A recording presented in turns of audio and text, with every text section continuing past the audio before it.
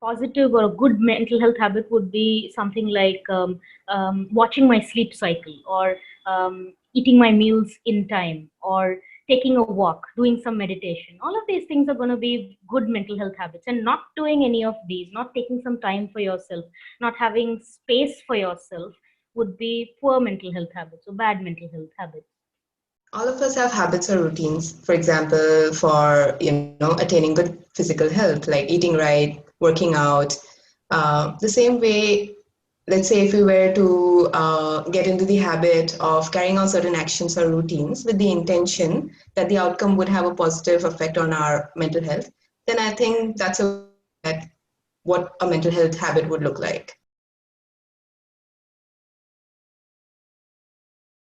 It can be, but sometimes it's also about just being able to do the bare minimum. Sometimes it's about being able to see yourself through a really painful or difficult emotion. Other times it can also be about just accepting that happiness may not always be the end goal.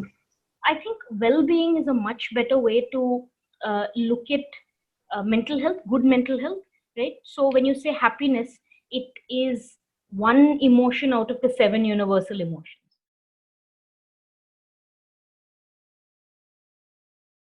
Well-being is some about productivity, but beyond the point, it becomes more about just doing something or not doing something. Then productivity becomes the bigger pressure, right? So while I can use it as a measure to say, okay, somebody has good enough mental health to function, if I'm saying that that's the only way that I will measure their good mental health, then that's not doing the other constructs justice, right? So like for instance, spending time by myself, being happy or being content when I'm not doing much, is also a very good indicator of good mental health. That doesn't mean complacency, of course, that means satisfaction. Rather than saying that if productiveness is actually a measure of good mental health, what if we were to reframe our understanding of what productiveness actually looks like? For example, engaging in self-care activities, doing something fun and playful, going for an adventure, or just kicking back and relaxing on a day. Like if these are also productiveness, then yes, I guess one can say that being productive is a sign of good mental health.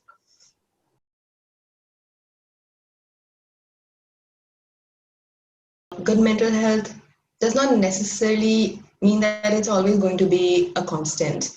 We all fall sick sometimes despite wanting to take excellent care of ourselves, right? It's also about recognizing that, one is struggling in terms of, our mental health. Being in better mental health would generally look like, if I'm feeling good about myself, having the confidence that I would be able to deal with the adversities that come my way, being able to take a break, and also being able to reach out to my social support or other resources that are there in my environment. Climate is going to be up and down. It's a reality. It's going to keep changing. I'm going to have those days where everybody's pissing me off, and then there are those days that everything's going perfect. It's a beautiful morning, right?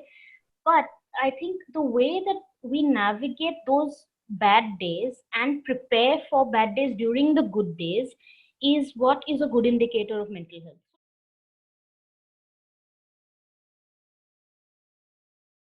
Right.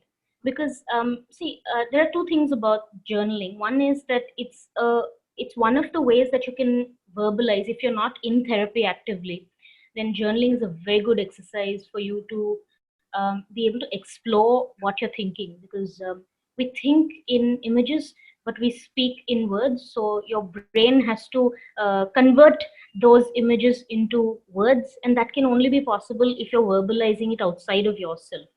You're changing the sensory modality basically. I would go with practicing compassion towards oneself. Any journey of personal growth, healing or recovery, or even like self-discovery by itself is going to be a very difficult one. One needs to accept that there are going to be mistakes, there are going to be setbacks. It's not always going to be a linear progress. It's really important, in the process that one is kind to oneself.